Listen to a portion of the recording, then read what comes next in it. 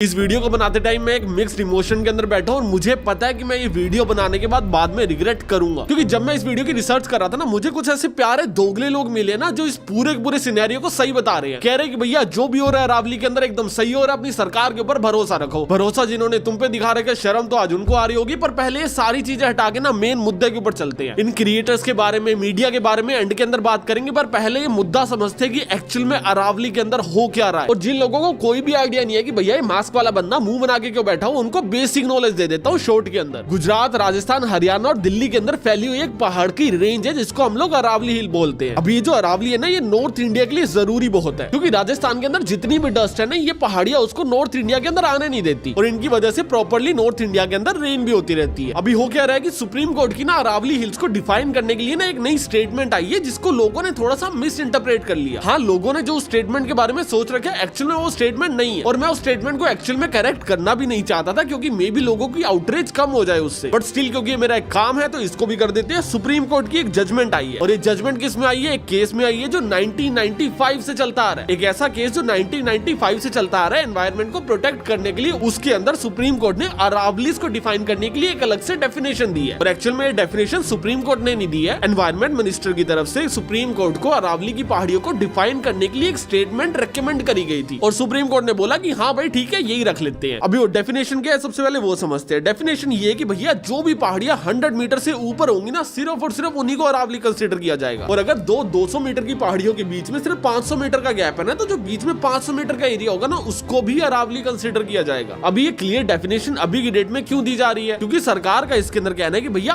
आज तक हम लोगों ने कभी भी अरावली क्या होती है एक्चुअल में उसकी क्लियर डेफिनेशन बनाई ही नहीं है। अरावली मोस्टली 4 स्टेट्स के अंदर है, हरियाणा के अंदर है, राजस्थान के अंदर है, गुजरात में और दिल्ली के अंदर है। और सभी स्टेट्स ने अपनी अपनी डेफिनेशन बना रखी थी कि भैया हम लोग ऐसे पहाड़ को अरावली बोलेंगे, हम लोग वैसे पहाड़ को अरावली बोलेंगे। सुप्रीम कोर्ट ने बोला कि भैया सबकी सेम जजमेंट बना दो जिससे माइनिंग को कंट्रोल किया जा सके, और यही इसका एजेंडा भी था। एंड ये एजेंडा पूरा होता हुआ दिख भी रहा है, क्योंकि अगर आप लोग सिर्फ और सिर्फ 100 मीटर से ऊपर की पहाड़ियों को अरावली बोलोगे तो 90% जो पहाड़ है वो अरावली के अंदर कंसीडर ही नहीं होंगे, जिससे आप लोग उसके अंदर खुले में माइनिंग कर पाओगे और इलीगल माइनिंग रुक जाएगी। क्योंकि अभी जहाँ पे इलीगल माइनिंग हो रही है उसको आप लोग माइनिंग करने के लिए लीगल कर दोगे। एंड जो भी क्रिएटर सरकार का पैसा लेके सोशल मीडिया के ऊपर आके बोल रहे कि नहीं नहीं तू तो गलत समझ रहा है, तेरे को समझ नहीं आया एक्चुअल में स्टेटमेंट क्या है। एक काम करते हैं, आप लोग मेरे चैनल के ऊपर आ जाओ, 2 3 4 5 झुंड बना के आ जाओ, मुझे चलेगा। एक ओपन लाइव डिबेट करते हैं फैक्चुअल डेटा के ऊपर, उसके बाद देखते हैं कि आपके दिए हुए पैसे सच बोल रहे हैं या फिर मेरी जुबान। पर ठीक है, आपके फैक्ट्स को मैं एंड के अंदर डिनाई करूंगा, पर पहले दोबारा इसके ऊपर आते हैं। काफी क्रिएटर्स ये वीडियोस के अंदर बोलते दिख जाएंगे कि भैया आज से पहले कभी भी अरावलीज को डिफाइन ही नहीं किया गया। एंड ये स्टेटमेंट भी अपने आप के अंदर एक झूठ है, क्योंकि 2002 के अकॉर्डिंग अरावली के अंदर माइनिंग करना बैन कर दिया था। और अरावली कौन सी थी? एक चेन ऑफ माउंटेन्स जो गुजरात से लेके दिल्ली तक स्प्रेडेड है। अभी वो पहाड़ कैसे स्प्रेड हो रहे हैं, किस रो में जा रहे हैं, इसको थोड़ा सा और एक्सप्लेन करने के लिए इन्होंने क्या किया, इन्होंने बोला कि भैया थोड़ी सी क्लियर डेफिनेशन दे दो। 2006 के अंदर राजस्थान ने अपनी खुद की डेफिनेशन बना ली कि भैया जो भी पहाड़ 100 मीटर से ऊपर होंगे उसको अरावली मान लेंगे, बाकियों को नहीं मानेंगे। और गुजरात के अंदर, दिल्ली के अंदर, हरियाणा के अंदर इधर कोई क्लियर डेफिनेशन अभी तक नहीं आई थी। देन 2010 के अंदर फॉरेस्ट सर्वे ऑफ इंडिया ने डिफाइन किया कि भैया जो भी पहाड़ 3 डिग्री या फिर उससे ज्यादा के स्लोप के अंदर है वो अरावली है। बस हम लोग स्लोप देखेंगे, कोई भी जमीन से ऊपर चीज उठी हुई है 3 डिग्री या उससे ज्यादा टिल्टेड है तो भैया वो अरावली है। देन 2024 के अंदर इसको एक अलग से डेफिनेशन दी गई, और अलग से डेफिनेशन पता है क्या दी गई? कोई भी पहाड़ जिसकी हाइट 30 मीटर या फिर उससे ज्यादा है, प्लस में एक और कंडीशन है कि भैया वो जो पहाड़ है वो 4.75 डिग्री स्लोप्ड होना चाहिए। अगर ये दोनों कंडीशन फुलफिल हो रही है तो उसका मतलब वो अरावली है, अगर नहीं हो रही है तो भैया वो अरावली है ही नहीं, जिसका मतलब आप लोग वहां पे जाके माइनिंग कर सकते हो। ये एक हाफ इंफॉर्मेशन है जिसको हम लोग थोड़ी सी देर के अंदर पूरा करते हैं। बट अगर हम लोग वो वाली स्टेटमेंट भी मान लेते तब भी 40% ऐसे पहाड़ थे जिनको अरावली कंसीडर किया जा रहा था। बट अभी एक नई कंडीशन आई है कि भैया 30 मीटर को छोड़ देते हैं, 100 मीटर या फिर उससे ऊपर वाली जो पहाड़ी है ना, सिर्फ और सिर्फ वही अरावली। और ये स्टेटमेंट क्यों लाई गई है? क्योंकि पहाड़ों को बचाया जा सके, अरावली के पहाड़ सेव कर सके। और एक्चुअल में इससे ये होगा भी, क्योंकि जो कटेंगे वो अरावली होगा ही नहीं, क्योंकि हमने नाम ही बदल दिया। सेम वही बात होगी, आपके ना 10 बच्चे, 5 बच्चे ऐसे जिनकी एज 20 साल से ऊपर और 5 बच्चे ऐसे जिनकी एज 20 साल से नीचे। हमने आपको बोला कि भैया हम लोग आपके सारे बच्चों को फ्री खाना देंगे। आपने बोला ठीक है भैया, 10 बच्चे है, 10 के 10 बच्चों को फ्री खाना मिलेगा। फिर हमने बोला कि भैया हम बच्चा उसी को कंसीडर करेंगे जिसकी एज 20 साल से ज्यादा है। जो 20 साल से कम है वो इंसान थोड़ी है, वो रोटी थोड़ी खाएगा। तो अभी हम लोग आपके 5 बच्चों को खाना फ्री में दे रहे और बोल रहे कि भैया आपका पूरा परिवार खा रहा है खाना। अगर ये वाली बात इलॉजिकल लगी तो ये पहाड़ों वाली बात भी सेम ही इलॉजिकल है। बट फिर हमारे एनवायरमेंट मिनिस्टर आगे बोलते हैं कि भैया हम लोग माइनिंग करने ही नहीं देंगे। ये पूरा का पूरा जो तामझाम किया गया है सिर्फ और सिर्फ अरावली को बचाने के लिए किया गया। और जो पहाड़ियां अरावली के अंडर कंसीडर नहीं भी होंगी, हम लोग उसके अंदर माइनिंग अलाउड नहीं कर रहे हैं। दिल्ली में माइनिंग नहीं होने वाली है एंड ये बात भी फैक्चुअल है। उनको आज की डेट में भी ग्रीन जोन डिक्लेयर कर रखे और वहां पे माइनिंग इलीगल कर रखी है। बट प्रॉब्लमेटिक ये चीज नहीं है कि भैया वो ग्रीन जोन है या फिर रेड जोन है। प्रॉब्लमेटिक ये चीज है कि भैया कल को वहां पे माइनिंग लीगल हो सकती है। अगर ये रूल हटने से पहले सरकार चाहती कि भैया एक काम करो, ये जो पहाड़ी एरिया है ना इसके ऊपर माइनिंग कर दो, तो सरकार ये डिसीजन दे ही नहीं पाती, क्योंकि सरकार के पास ये अथॉरिटी ही नहीं है। सरकार के पास ये पावर नहीं है कि वो पहाड़ों को खुदवा सके। इससे क्या होगा कि भैया जो भी 100 मीटर से नीचे की पहाड़ी है ना उसको खुदवाने की पावर सरकार के पास आ गई है। अभी कौन सा एरिया प्रोटेक्शन के अंदर आ रहा है, कौन सा फॉरेस्ट में आ रहा है, कौन सा ग्रीन जोन में आ रहा है, सारी चीजें डिक्लेयर करने की पावर गवर्नमेंट के पास है। और इस जजमेंट के बाद सारी की सारी जो पावर है वो गवर्नमेंट के पास ट्रांसफर हो जाती है। एंड मैं मान लेता हूं कि भैया आज की डेट में माइनिंग शुरू नहीं होगी क्योंकि सोशल मीडिया के ऊपर बहुत आउटरीच है। पर कल क्या होगा, परसों क्या होगा, उसके बाद क्या होगा, हम रोज सुबह उठ के एक एक पहाड़ी गिनते थोड़ी बैठेंगे। और अगर आप लोगों को एक्चुअल में अरावली को प्रोटेक्ट करना ही था तो ऐसी डेफिनेशन दो ना जिसमें सारी अरावली प्रोटेक्ट हो जाए। आपने दे दिया कि भैया 100 मीटर से ऊपर की अरावली है, उससे नीचे की अरावली नहीं है, पर हम लोग उसको ग्रीन जोन डाल देंगे, फॉरेस्ट जोन डाल देंगे, उसको अरावली के अंदर ही डाल दो। ये ग्रीन फॉरेस्ट ऐसे जोन बनाने की जरूरत ही नहीं पड़ेगी। डेफिनेशन लाओ कि भैया 10 मीटर या उससे ऊपर वाली सारी पहाड़ियां अरावली है। अब कोई खोद के दिखाए कोई भी अरावली को। इतना इलॉजिकल आर्ग्यूमेंट है ना कि भैया हम लोग प्रोटेक्ट करने के लिए लिमिट को बढ़ा रहे हैं, घटा नहीं रहे हैं, बढ़ा रहे हैं। आप लोग लिमिट बढ़ा नहीं रहे हो, आप लोग जनता का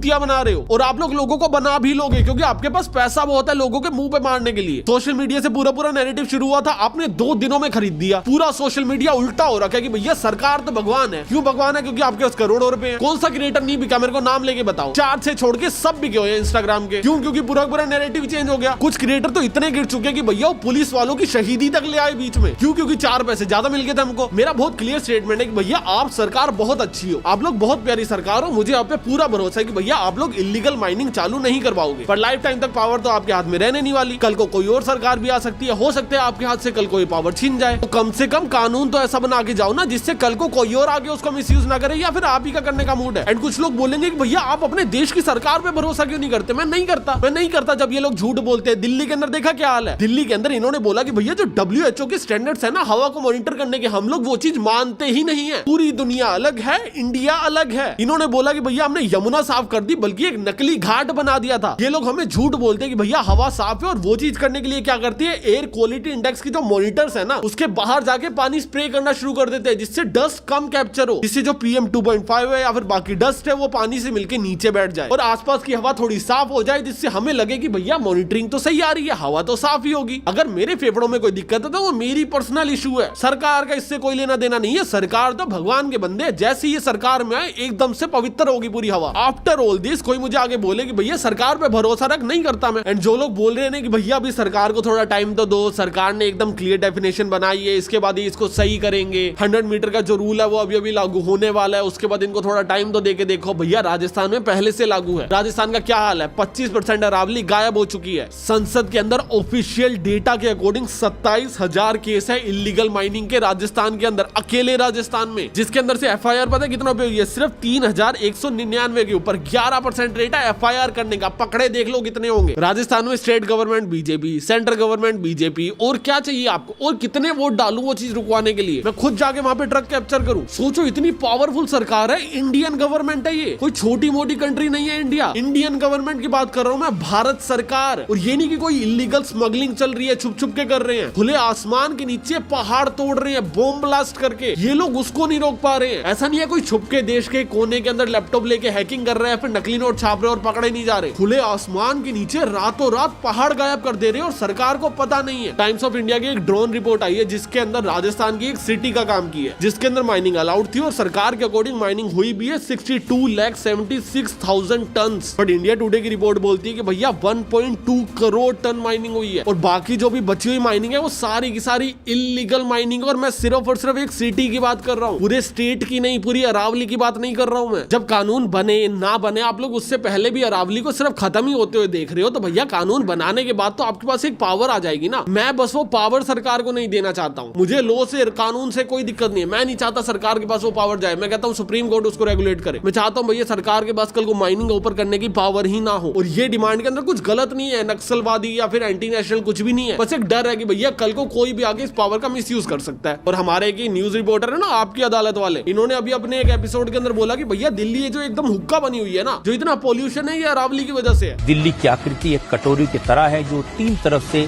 अरावली की पहाड़ियों से घिरी है, इसीलिए प्रदूषित हवा दिल्ली में कैद हो जाती है। एंड मैं ना फैक्चुअल डेटा से डिनाई नहीं कर पाऊंगा चाहे कुछ भी हो जाए। एक्चुअल में अरावली की वजह से दिल्ली हुक्का बनी हुई है, क्योंकि जब अरावली हट जाएगी तो दिल्ली हुक्का भी बनी रहेगी, साथ साथ में डस्ट स्टॉर्म भी आ जाएंगे, साथ साथ में पानी की कमी भी हो जाएगी। तो अभी जो सिर्फ एयर पोल्यूशन है वो अरावली की ही गलती है, क्योंकि बाद में पानी की भी कमी होगी अगर अरावली हट गई और रेत भी बढ़ जाएगी। अभी आगे बढ़ने से पहले ना तुम लोग मेरी एक चीज समझो कि मैं ना कभी भी किसी भी क्रिएटर का ना पब्लिकली नाम लेना नहीं चाहता हूँ। और मैं पब्लिकली नाम इसलिए नहीं लेना चाहता हूँ क्योंकि ये प्रफुल्ल जैसे जो लोग हैं ना, मैं इनसे इवेंट्स में मिलता हूँ, मैं मिला हूँ इस बंदे से 1-2 इवेंट्स के अंदर, और मैं बहुत सोच रहा था कि भैया ऐसे पब्लिकली किसी को कॉल आउट करना, उसको बताना कि भैया ये तो गलत चीज कर रहा है, जिससे लोगों का भला हो सके। क्योंकि अभी की डेट में एक्चुअल में काफी लोग ग्राउंड के ऊपर काम कर रहे हैं, काफी लोग ऐसे हैं जो इन्वायरमेंट को प्रोटेक्ट करने के लिए धरने दे रहे हैं, झंडे लेके निकले हुए हैं। मैं उनके एफर्ट्स के ऊपर किसी भी आदमी को पानी डालते हुए नहीं देख सकता ना। तो ऐसे लोगों को कॉल आउट करना मेरे लिए एक बहुत नेगेटिव फैक्टर है। एक तो कॉल आउट करते टाइम मैं लाखों रुपए की डील को लात मारता हूँ। जो एजेंसी मेरे पास डील लेके आई थी और बाकी एजेंसीज भी जो इस वीडियो को देखेगी, वो लोग कल को मुझे पेड पार्टनरशिप ऑफर करनी बंद कर देंगे। उनको लगेगा भैया इसको बोलेंगे तो भैया कल को पब्लिक ना कर दे। और तीसरा, जब मैं ऐसे क्रिएटर से किसी भी इवेंट के अंदर मिलूंगा तो मुझे लग रहा था यार मुझे कितनी शर्म आएगी ना, क्योंकि मैंने इनके ऊपर वीडियो बना रखी है। But then lately I realise कि भाई शर्म मुझे थोड़ी आएगी, इनको आएगी। गलत काम मैं थोड़ी करके बैठा हूँ, गलत काम तो ये लोग करके बैठे हैं ना। एंड ऑनेस्टली स्पीकिंग कि भैया मेरे पास पेड पार्टनरशिप आई, मैंने उसको रिजेक्ट कर लिया। And I really don't care कि भैया कौन क्या कर रहा है। और हाँ, प्रफुल्ल के अलावा ये सारे क्रिएटर्स ने वीडियो बनाई है, पर मैं प्रफुल्ल को क्यों टारगेट कर रहा हूँ? मेरी क्या कोई उससे पर्सनल दुश्मनी है? And the answer is no. The problem is कि भैया इस बंदे ने सबसे घटिया वीडियो बनाई है और सबसे ज्यादा नंबर ऑफ व्यूज लिए। ये पूरा का पूरा जो भी ऑफलाइन प्रोटेस्ट चल रहा है, ये सिर्फ और सिर्फ सोशल मीडिया पावर की वजह से ही चल रहा है। सोशल मीडिया से लोगों को पता चला कि भैया अरावली कट रही है, कट सकती है, या फिर जो भी जजमेंट आई है, या फिर सो ऑन थिंग, उसकी वजह से लोग एक जगह इकट्ठे हुए और पावर उठा रहे हैं, अपनी बात उठा रहे हैं। सोशल मीडिया पे तुम ये नैरेटिव बना दोगे कि भैया जो भी हो रहा है सही हो रहा है, तो ये सारी आवाजें दब जाएंगी। लोगों को लगेगा यार हमें किसी ने मिसलीड कर दिया और उसके बाद हम लोग सड़क पे आ गए, कितनी गलत चीज हुई है हमारे साथ। एंड पीआर कैंपेन सारे करते हैं भाई, बस जितना घटिया इस आदमी ने किया ना उतना ज्यादा घटिया नहीं करते हैं। लाइव इस बंदे की वीडियो के ऊपर अभी रिएक्ट करता हूँ। प्रफुल्ल ने मुझे इंस्टाग्राम स्टोरी के ऊपर रिप्लाई दिया और उसका कहना है कि मैं उसको बिलो द बेल्ट हिट कर रहा हूँ, मेरी बातों में कोई फैक्ट्स नहीं है और मैं बातें तोड़ मरोड़ के दिखा रहा हूँ। मैंने फैक्ट्स लगा के एक वीडियो डाला था, उसके बाद कुछ लोग मेरे को डिमीन कर रहे हैं, बिलो द बेल्ट हिट कर रहे हैं। प्रफुल्ल का कहना है कि उसने एक 3 मिनट की वीडियो बनाई थी जिसके अंदर कोई भी फैक्चुअल एरर हो ही नहीं सकते, और अगर है तो उसको दिखाया जाए। मुझे डिमीन करने के लिए वीडियो बनाया तो उसमें मेरा पार्ट तो 1 मिनट का रखेगा, अपना 2 मिनट का रखेगा, मेरे 1 मिनट का वो वही पार्ट रखेगा काट काट के, जिससे उसे अपना पॉइंट ऑफ व्यू प्रूव करना हो। मेरे को फैक्चुअली गलत प्रूफ करने के लिए उसे मेरी पूरी वीडियो दिखानी पड़ेगी, वो दिखाएगा तो फैक्चुअली गलत प्रूफ कर ही नहीं पाएगा। और वीडियो को काट के ना दिखाया जाए, 3 मिनट की पूरी वीडियो को दिखाया जाए। तो चलो एक काम करते हैं, 3 मिनट की पूरी वीडियो को दिखाते हैं और उसके अंदर फैक्चुअल एरर दिखाते हैं। एंड क्योंकि मैं आपकी इतनी बात रख रहा हूँ, 3 मिनट की वीडियो शॉर्ट्स में कवर कर रहा हूँ, तो छोटा सा काम आप भी कर देना जनाब। जब अगला रिप्लाई दो ना तो ये बता देना कि ये जो वीडियो बनाई थी इसके लिए पैसे मिले थे या फिर नहीं मिले थे, बस हाँ या ना कर देना। और अगर मिले थे और किसी ने दिए थे तो क्यों दिए थे? क्या आपकी बाकी वीडियोस के लिए भी दिए जाते या फिर स्पेसिफिकली इसी वीडियो के लिए दिए गए? और अगर दिए गए थे तो क्यों दिए गए थे, एक बार थोड़ा सा क्लियर कर देना जनाब। अभी आपकी पूरी वीडियो को फैक्ट वाइज देख लेते हैं। हाफ नॉलेज होना नॉलेज ना होने से ज्यादा डेंजरस होता है। अरावली के केस ने यह प्रूव कर दिया है। इतनी आवाजें उठी कि अरावलीज खत्म हो जाएंगी, माउंटेन्स खत्म हो जाएंगे, पोल्यूशन बढ़ जाएगा, ग्राउंड वाटर खत्म हो जाएगा, और रियलिटी क्या सामने आई? सुप्रीम कोर्ट ये इसलिए कर रहा था जैसे कि अरावलीज को बचाया जा सके। स्टैट से बताता हूं, पैरों के नीचे से जमीन खिसक जाएगी। 1975 से लेकर 2019 तक 8% ऑफ अरावलीज ऑलरेडी खत्म हो चुके थे बिकॉज ऑफ इलीगल माइनिंग। 2059 तक 22% ऑफ अरावलीज खत्म हो जाते हैं। जो 2018 में सुप्रीम कोर्ट ने कमिटी बनाई थी, उन्होंने अपनी रिपोर्ट में बोला था कि 1/4 ऑफ अरावलीज पिछले 50, 60, 70 साल में खत्म हो चुके हैं। अब तो हम लोग एक काम करते हैं, 90% अरावलीज के ऊपर से अरावली का टैग ही हटा देते हैं, जिससे कल को अगर इलीगल माइनिंग हो भी रही होगी तो हम बोलेंगे कहीं और हो रही है, अरावली के अंदर थोड़ी हो रही है, वो अरावली थोड़ी, वो तो पत्थर है। इन सबको बचाने के लिए सबसे पहले डिफाइन करना पड़ेगा कि अरावलीज क्या है, और यही सारे फेक नरेटिव, प्रोपेगेंडा स्प्रेड हुआ। बात ये समझिएगा, उन्होंने बोला कि पहले तो जो राजस्थान की 2002 की जो स्टडी थी स्टेट गवर्नमेंट की, और वो जो 2006 में इंप्लीमेंट हुई कि 100 मीटर से ऊपर वाली अरावली हिल्स है। इसका मतलब सबसे पहले इसके ऊपर बात करते हैं कि भैया राजस्थान की 2002 की एक स्टडी को इंप्लीमेंट कर दिया गया। 2006 से अरावली की जो डेफिनेशन राजस्थान के अंदर थी वो ये थी कि भैया 100 मीटर से ऊपर वाली पहाड़ी को अरावली गिना जाएगा, और उससे नीचे वाली जितनी भी पहाड़ी है वो पत्थर है, वो पहाड़ नहीं। तो अभी राजस्थान का मॉडल उठा के पूरे नॉर्थ के अंदर इंप्लीमेंट किया जा रहा है। इसका मतलब यही होगा कि भैया राजस्थान का जो भी मॉडल इंप्लीमेंट किया गया था वो एक सक्सेसर होगा। बट अगर तुम लोग डेटा देखोगे तो 2018 तक राजस्थान के अंदर 247 स्क्वायर किलोमीटर तक अरावली खत्म कर दी थी। थी और यही नंबर हरियाणा के अंदर 3.3 स्क्वायर किलोमीटर था और गुजरात के अंदर ये नंबर 27 किलोमीटर था। अगर आप लोग एक डेफिनेशन लेने बैठे हो तो आप लोगों ने वर्स्ट स्टेट की उठाई भैया, जो अरावली के पहाड़ बचाने में एकदम वर्स्ट परफॉर्म कर रही है, उसकी डेफिनेशन को उठाते और नॉर्थ इंडिया के अंदर लागू कर देते हो। उसके पीछे सेंस क्या था, ये मेरा सवाल है। और एक्चुअल में अगर अरावली को प्रोटेक्ट करना ही एजेंडा था तो जो 100 मीटर की डेफिनेशन है उसको 100 पे क्यों लाया गया, उसको 10, 15, 50 पे क्यों लेके गए। और जो लोग ये बोलने वाले ना कि भैया 100 मीटर होता है ना, उससे ऊपर की जितनी भी पहाड़ियां होती है उसके अंदर ज्यादा खनन मिलते हैं, ज्यादा मिनरल मिलती है, वो ज्यादा प्रॉफिटेबल होते हैं और नीचे वाले कम प्रॉफिटेबल होते हैं। वैसे तो इसको सपोर्ट करने के लिए मुझे कोई आर्टिकल मिला नहीं, पर फिर भी एक बार को मान लेते हैं कि भैया वो ज्यादा प्रॉफिटेबल होता होगा, नीचे वाला कम होता होगा। पर नीचे वाला भी प्रॉफिटेबल होता है। आपने 10, 15, 20 मीटर को नहीं छोड़ा, आपने नीचे वाले 100 मीटर्स को माइनिंग करने के लिए अलाउड कर दिया। ये नहीं है बाकी सबको हटा दिया जाएगा और माइनिंग के लिए ओपन कर दिया जाएगा, बाकी भी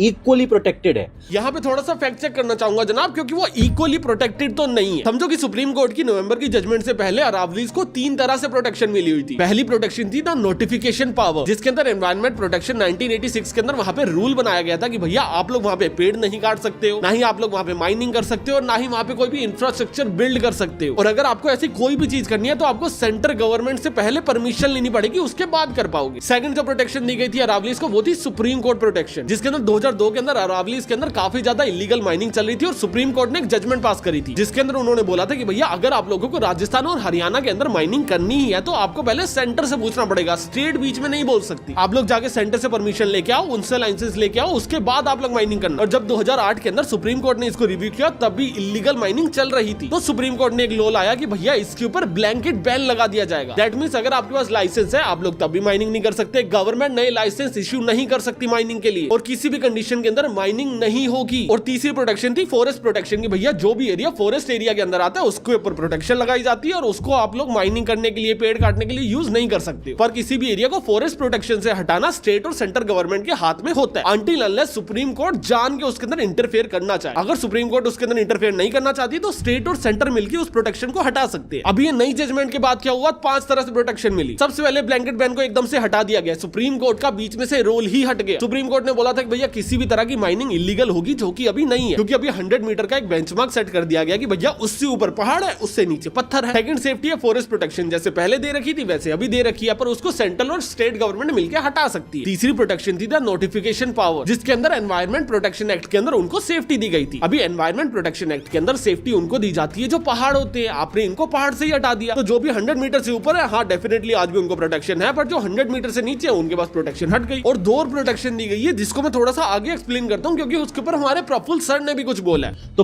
पूरा सिस्टम के लिए सुप्रीम कोर्ट ने एक सिस्टम बनाया कि एक टेक्निकल टीम बैठेगी जो पूरा गुजरात से लेकर राजस्थान तक सब कुछ नोटिस करेगी और उसके बाद डिसाइड किया जाएगा कि कहां पर हमें माइनिंग करने देना है। और अभी के लिए सब पे स्टे लगा दिया। सर थोड़ा सा फैक्ट चेक कर दूं, ये टीम सुप्रीम कोर्ट नहीं बिठा रही है, ये टीम एनवायरमेंट मिनिस्ट्री की है। और ये वही एनवायरमेंट मिनिस्ट्री है जिन्होंने 100 मीटर का प्रपोजल दिया था, जिसके खिलाफ ऑलरेडी आधी से ज्यादा दुनिया है, लोग उसी के खिलाफ तो प्रोटेस्ट कर रहे हैं। तो लास्ट की 2 यही प्रोटेक्शन थी कि भैया तब तक माइनिंग को बैन कर दिया जाएगा जब तक गवर्नमेंट कोई भी सस्टेनेबल प्लान नहीं देगी। और प्लान कौन सी गवर्नमेंट दे रही है, जिसने ऑलरेडी 100 मीटर को अलाउ करवाया। तो जैसे ही 100 मीटर के ऊपर कैसे और किधर माइनिंग करनी है उसका एक प्लान सुप्रीम कोर्ट के अंदर दे दिया जाएगा, माइनिंग शुरू हो सकती है। अब बोल सकते हो कि भैया अभी नहीं होगी, अगले साल नहीं होगी, क्योंकि आउटरीच हो गई है। अभी लोगों को समझ आ गया, नहीं सांस भी तो जरूरी है, वो भी तो साफ आनी चाहिए। हर किसी को इतने पैसे तो मिल नहीं रहे कि भैया वो एयर प्योरीफायर ले ले 3-4 अपने घर पे, है ना। बाकियों के घर पे तो वही धूल मिट्टी वाली हवा आ रही है सर अभी भी। और इतना तक किया कि जो अरावली, मतलब आप समझ लो 100 मीटर तो छोड़ो,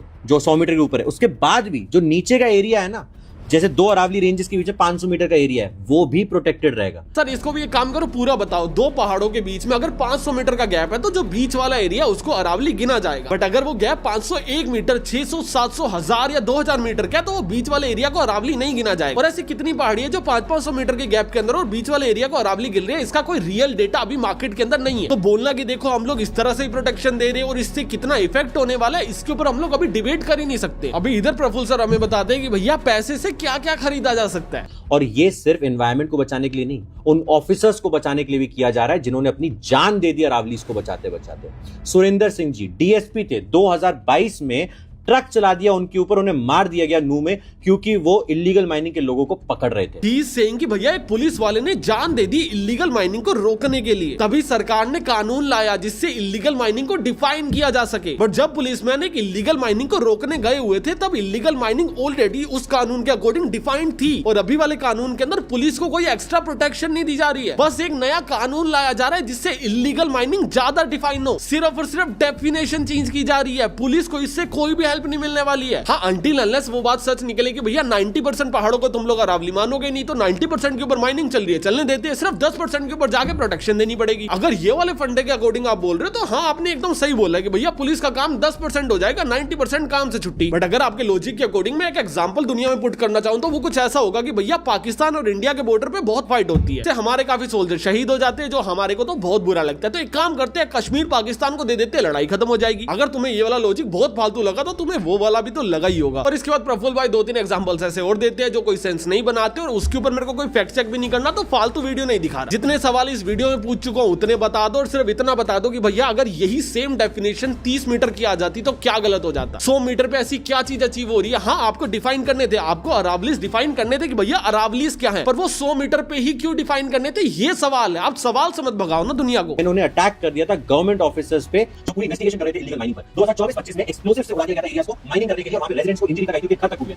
इन सब को चेंज करने के लिए, इन सारी चीजों को रोकने के लिए एक क्लियर डेफिनेशन बनाई जा रही थी, जैसे गुजरात से। नाउ ही इज सेइंग कि भैया सारी चीजों को रोकने के लिए क्लियर डेफिनेशन बनाई जा रही थी जिससे इनको रोका जा सके। अगर इनको रोकने के लिए डेफिनेशन बनाई जा रही है, दैट मींस आप लोग इन चीजों को अभी इलीगल डिक्लेयर कर रहे हो। बट आपके अकॉर्डिंग जो भी पहले हुआ वो ऑलरेडी इलीगल था, तो मतलब वो ऑलरेडी डिक्लेयर था। तो अभी आपने क्या किया, अभी आपने लिमिट्स को पुश कर दिया। जो पहले 30 मीटर थी वो अभी 100 मीटर हो गई, तो कल को अगर 30 मीटर, 40 मीटर, 50 मीटर टूटेगा तो वो इलीगल नहीं होगा, क्योंकि वो अरावली नहीं है। And that is the main problem, वो अरावली नहीं बचेगा। कल को आप आगे बोलोगे अरावली सेफ है, यस, क्योंकि अरावली है ही नहीं वो जो अब तोड़ रहे हो, आपने नाम बदल दिया। सेम वही एग्जांपल कि भैया 10 बच्चे हैं, 10 का नाम राहुल है, आपने क्या किया, 7 बच्चों को बोला आज से तेरा नाम श्याम है, और पब्लिकली जाके बोल रहे हो सारे राहुल सेफ है। अरे 7 बच्चों का नाम बदल दिया आपने, और आप ये नहीं कह रहे 10 बच्चे सेफ रहेंगे, आप कह रहे हो सारे के सारे राहुल सेफ रहेंगे। यही प्रॉब्लम है सबसे बड़ी, और सभी ने इसके ऊपर वीडियो बनाई है, मुझे उससे कोई ज्यादा दिक्कत नहीं है। पर आप ये पुलिस वाले का केस क्यों लेके आए बीच में, क्यों इमोशनल एंगल डाल रहे हो? भाई वो किसी का पति या बाप होगा, तेरी तो बस एक पेड पार्टनरशिप है। आफ्टर ऑल दिस मेरे पास इस चीज को टैकल करने के सिर्फ और सिर्फ 2 तरीके हैं। पहला कि भैया पैसे लो, चुपचाप बैठ जाओ एंड नथिंग हैपेंड। सेकंड कि भैया इस चीज के खिलाफ आओ, आप लोगों को बताओ कि भैया एक्चुअल में चल क्या रहा है, और उसके बाद चुपचाप हाथ में हाथ रख के बैठ जाओ। और मैं दोनों तरीके नहीं अपना रहा, मैं जा रहा हूँ तीसरे तरीके के ऊपर, वो है एंटी गवर्नमेंट। मेरा एक बहुत सिंपल सा फॉर्मूला है कि भैया मार्केट में पैसे बांटे जा रहे हैं, कौन बांट रहा है? सुप्रीम कोर्ट दे रही है, गवर्नमेंट दे रही है, या वो माइनर्स दे रही है? किसी का फायदा है तभी एक क्रिएटर को 5-5, 6-6 लाख रुपए मिल रहे हैं ना। किसका फायदा हो रहा है यहाँ पे? किसके फायदे के लिए सोशल मीडिया पे नैरेटिव बदला जा रहा है? कैसे 2 दिनों के अंदर अंदर 30-40 क्रिएटर ने अरावली के सपोर्ट में वीडियो बना दी। और अभी प्रॉब्लम पता क्या है, मैं भी ना बाय प्रोफेशन एक मार्केटर ही हूँ, मुझे सब समझ आती है कि भैया क्या चीज मार्केटिंग है, सारे के सारे कैंपेन्स आ जाते हैं, कोई कंपनी मुझे अप्रोच करे ना करे, मुझे पता होता है मार्केट में क्या चल रहा है। और अगर नैरेटिव चेंज करना है तो भैया हमें भी आता है, और अगर तुम लोग मेरे साथ हो ना तो इस नैरेटिव को चेंज करते हैं। I am gonna create a video for Instagram, क्योंकि वहां पे ज्यादा रीच आती है, क्योंकि शॉर्ट्स पे ज्यादा व्यूज आते हैं, जिसके अंदर मैं पब्लिक को अवेयर करूंगा कि भैया सारे के सारे क्रिएटर्स पेड मार्केटिंग कर रहे हैं। एक्चुअल में अरावलीज अभी भी खतरे में हो सकती है इसलिए क्योंकि कल को मेरे को गवर्नमेंट आके ये ना बोलते कि भैया ये एंटी नेशनल है। एंड आप लोगों को सोशल मीडिया क्रिएटर्स के बारे में नहीं सुनना चाहिए, और आपको खुद से स्टडी करनी चाहिए। एंड गवर्नमेंट ने इलीगल होने के बाद भी काफी सारी माइनिंग्स को नहीं रोक पाई और नाकामयाब रही है इसके अंदर। मैं इसकी एक शॉर्ट वीडियो बनाऊंगा और उसको मीम पेजेस के ऊपर प्रमोट करवाऊंगा। अभी उसको प्रमोट करवाने के पैसे कहां से आएंगे भैया? मैं लाखों रुपए ऑलरेडी ब्रांड डील से मना कर चुका हूं, फ्यूचर प्रमोशंस के लिए मैं ना बोल चुका हूं, तो मैं मेरी जेब से ज्यादा खर्चा नहीं कर सकता। ये वीडियो जितना पैसा जनरेट करेगी, मैं सारा का सारा पैसा विद स्क्रीनशॉट 1 हफ्ते बाद डिस्क्रिप्शन के अंदर पिन करके लगा दूंगा। अभी ये वीडियो जनरेट करे 200 रुपए, ये वीडियो जनरेट करे 2 करोड़ रुपए, सारा का सारा पैसा सिंगल पैसा जाएगा अपनी प्रमोशन के अंदर, जिसका पूरा का पूरा एजेंडा ये होगा कि भैया अगेन सोशल मीडिया के नैरेटिव को बदल दिया जाए। एंड मैं मीम मार्केटिंग इसलिए यूज कर रहा हूं क्योंकि कॉस्ट ऑफ व्यूज काफी कम होती है उसके अंदर, जिससे हम लोग कम कॉस्ट के अंदर ज्यादा इस वीडियोस को फैला पाएंगे और नैरेटिव को फैला पाएंगे। और अगर तुम लोग भी इसके अंदर सपोर्ट करना चाहते हो तो तुम्हारे पास भी 2 तरीके हैं। पहला, इस वीडियो के नीचे थैंक्स का ऑप्शन आ रहा होगा, उसके अंदर तुम लोग कितने भी पैसे मुझे भेज सकते हो। जितने ही पैसे तुम लोग मुझे इस वीडियो के ऊपर भेजोगे वो मेरे एडसेंस रेवेन्यू के अंदर रिफ्लेक्ट होंगे। 1 हफ्ते बाद मैं उस पूरे रेवेन्यू का स्क्रीनशॉट लूंगा और तुम्हें दिखाऊंगा कि एक पैसा पीआर मार्केटिंग के अंदर स्पेंड हुआ है विद बिल। बट तुम में से काफी लोग ऐसे होंगे जिनके पास पैसा नहीं होगा, दिल भी लाइक कि भैया हम प्रमोट नहीं कर सकते, हम पे नहीं कर सकते, विच इज फाइन। तो आप लोग दूसरे क्रिएटर्स को टैग कर सकते हो कि भैया इसके ऊपर वीडियोस बनाओ, जो भी 4-5 बचे हुए क्रिएटर्स हैं उनको टैग करो। एंड ये वीडियो फ्री टू यूज है, इसकी क्लिप्स काटो, कहीं पे भी सर्कुलेट करो, आपको कोई कॉपीराइट नहीं आएगा, रीअपलोड मार दो, सोशल मीडिया पे काटो, कहीं मर्जी बेचाओ वीडियो, जीरो कॉपीराइट है इस वीडियो के ऊपर, बस इसको फैलाओ एंड स्पेशली उस वीडियो को काट के फैलाओ कि भैया सोशल मीडिया के ऊपर एक प्रोपेगेंडा चल रहा है। एंड ये मेरा बेस्ट है जो मैं कर सकता हूँ, मैं तुम्हारे बेस्ट की वेट करूंगा। अगर तुम लोग पे करना चाहो, नीचे थैंक्स का बटन आ रहा होगा, उसके अंदर कोई भी अमाउंट सेलेक्ट करके आईफोन, एंड्रॉइड, पीसी, विंडो कहीं से भी जाके तुम लोग कर सकते हो। और अगर मैं तुम्हें इंस्टाग्राम स्क्रॉल करते हो किसी भी मीम पेज के ऊपर दिख जाऊं, दैट मींस हमारा ये कैंपेन काम कर रहा है। See you guys in the next video, तब तक के लिए